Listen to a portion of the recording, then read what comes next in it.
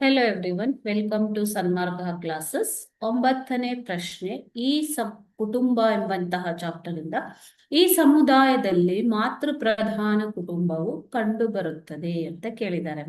Okay, ಮಾತೃ ಪ್ರಧಾನ ಕುಟುಂಬ ಅಂತಂದ್ರೆ ಏನು?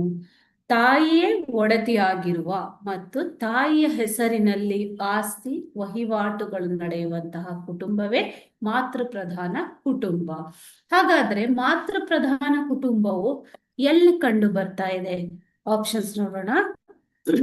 Option A Maratha, option B Nair, option C ಜಾಟರು ಮತ್ತು ಆಪ್ಷನ್ ಡಿ ರಜಪೂತರು.